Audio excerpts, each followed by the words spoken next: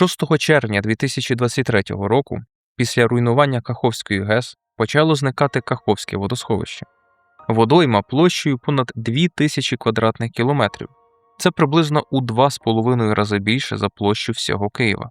Південь України втратив один із ключових елементів своєї водної інфраструктури. Одночасно на території, яка майже 7 десятиліть перебувала під водою, почалися швидкі природні зміни. Уже протягом першого року там сформувалися вербові тополеві зарості, заболочені ділянки та інші рослинні угрупування. Дослідження показали майже 14-кратне зростання кількості зафіксованих таксонів судинних рослин. Уряд України ще у 2023 році взяв курс на відбудову Каховського гідровузла. Проте остаточну конфігурацію цієї системи можна буде обґрунтовано визначити лише після деокупації територій, детального обстеження і нової оцінки потреб півдня у воді. І щоб зрозуміти масштаб такого рішення, варто спочатку розібратися, що Велика Гребля протягом десятиліть робить із річкою. Гідроенергетика має важливе значення для енергосистеми. Потужність ГЕС можна досить швидко змінювати відповідно до споживання. Це допомагає балансувати систему, особливо коли одночасно працюють атомні станції та значна кількість сонячної і вітрової генерації. Гідроакумулюючі станції додатково дозволяють накопичувати енергію. У періоди її надлишку вода перекачується у верхню водойму, а коли попит зростає, проходить через турбіни і повертає електроенергію в мережу. Отже, гідроенергетика має цілком конкретну системну цінність. А для річкової екосистеми спорудження греблі водночас означає і масштабну перебудову природних процесів. Разом із водою річка постійно переносить пісок, гравій, мул та органічні речовини. Під час паводків вода виходить на заплаву, змінюються протоки, утворюються острови й мілини, риби переміщуються між місцями нагулу, зимівлі та нересту. Поява греблі змінює значну частину цієї системи. Перед нею течія сповільнюється і формується водосховище. Вода перебуває там довше, змінюється її температурний режим і характер перемішування. А у великих водосховищах може виникати розшарування водних мас. Нижче греблі природний режим річки також змінюється. Обсяг води і час її проходження вже значною мірою залежать від роботи гідровузла. Один із найбільш довготривалих наслідків при цьому майже неможливо помітити, просто дивлячись на поверхню води. Гребля затримує наноси. Пісок, гравій і дрібні частинки, які природно рухалися вниз за течією, осідають у водосховищі, і з роками відбувається його замулення. Нижче греблі потік продовжується, але кількість наносів у ньому суттєво зменшується. За певних умов такий дефіцит посилює розмивання русла та берегів. Тому вплив великої греблі поширюється значно далі за саме водосховище.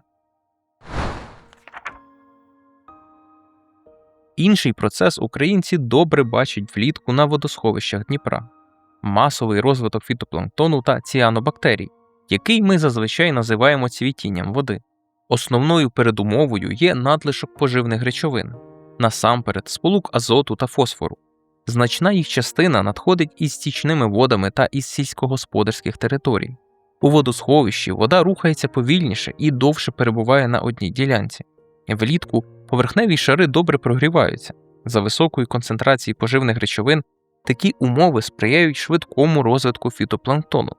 Коли велика маса органіки відмирає, на її розкладання витрачається кисень. У слабко перемішуваних шарах його концентрація може суттєво знижуватися. Тому якість води залежить і від кількості забруднень, що потрапляють у річку, і від того, як після зарегулювання змінився її природний режим. Ще один добре досліджений наслідок великих гребель – це фрагментація середовища для риб. Для багатьох видів річка є довгим маршрутом. Місця нагулу, зимівлі та нересту можуть знаходитися за десятки або навіть сотні кілометрів одне від одного. Історично Дніпро був одним із важливих нерестових басейнів осетрових Чорноморського регіону. Після спорудження каскаду гребель значна частина їхніх нерестовищ стала недоступною. Для зменшення такого впливу будують рибоходи. Їхня ефективність залежить від конструкцій, сили потоку і поведінки конкретного виду. І окремо потрібно забезпечувати безпечне переміщення риби вниз за течією. На Дніпрі зміни мали ще й величезний територіальний масштаб. Каскад водосховищ створювався для енергетики, водопостачання, промисловості, зрошення та судноплавства. Разом із цим під воду пішли великі площі заплав, островів, лісів, луків та освоєних людиною територій. Найвідоміший приклад – Великий Луг. До створення Каховського водосховища Нижній Дніпро був складною системою плавнів, островів, проток, озер і заплавних лісів. Цей ландшафт мав велике природне значення і був тісно пов'язаний з історією Запоріжжя. У 1950-х роках значна його частина опинилась під водою. Після руйнування Каховської греблі частина цього простору знову стала суходолом. Однак сучасні зарості верби й тополі не означають автоматичного повернення історичного Великого Лугу. За десятиліття змінилися русла, клімат і сама екосистема. Але природний розвиток території вже почався. У разі повторного наповнення водосховища значна частина цих нових наземних і заплавних оселищ знову буде затоплена. Подібні процеси відбуваються і на менших річках. У Карпатах навіть невелика ГЕС може суттєво впливати на конкретну ділянку, якщо забирає значну частину стоку або створює перешкоду для міграції риби. Особливо важливим стає сумарний вплив, коли на одній річці послідовно працює кілька таких споруд. Повернімось до Каховки. Після руйнування греблі нижня течія Дніпра пережила масштабне затоплення. Разом із водою до річки і Чорного моря потрапили величезні маси завислих речовин, поживних сполук і забруднювачів, а короткостроковий вплив поширився більш ніж на половину північно-західної частини Чорного моря. Вище колишньої греблі відкрилися великі площі донних відкладів. Частина забруднень накопичувалася в них десятиліттями, і сучасні дослідження розглядають ці відклади як один із довгострокових екологічних ризиків. Одночасно на колишньому дні почали формуватися нові наземні і заплавні екосистеми.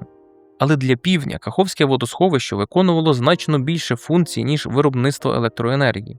Від його рівня залежали великі водозабори та канали. Вода використовувалася населеними пунктами, промисловістю і сільським господарством. Гідровузол також був частиною енергетичної та судноплавної системи Дніпра. Сучасні розрахунки водного балансу показують ще одну проблему. У маловодні роки без можливості накопичувати значні об'єми води може виникати конфлікт між потребами економіки та необхідністю залишати достатній стік у самому Дніпрі. Тому альтернативний сценарій також потребує масштабних інженерних рішень. Фактично, Україні доведеться порівнювати різні конфігурації майбутньої системи.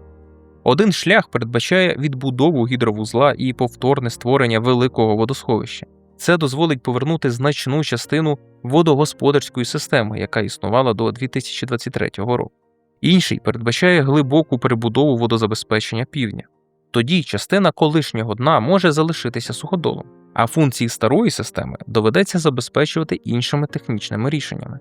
Порівняння потрібно починати з реальної потреби у воді. Скільки їй знадобиться півдню через 20 або 30 років? Яким буде сільське господарство? Наскільки зміниться стік Дніпра в умовах потепління клімату? Після цього можна визначити необхідний масштаб водної інфраструктури. Окремо має оцінюватися енергетична роль Каховської ГЕС. Значення має як виробництво електроенергії, так і здатність станції підтримувати стабільність енергосистеми.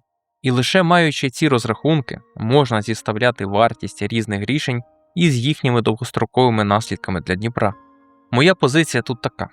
Відновлення великого Каховського водосховища буде обґрунтованим, якщо його ключові функції неможливо надійніше і раціональніше забезпечити іншою конфігурацією інфраструктури.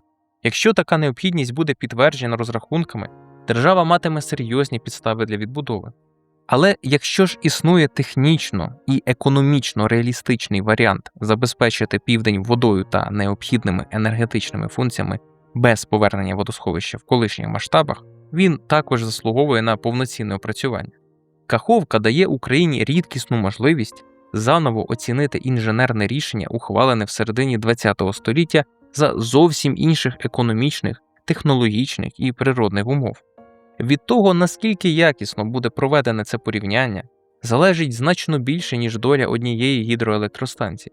Це буде рішення про те, за якими принципами Україна в найближчі десятиліття управлятиме однією зі своїх головних річок.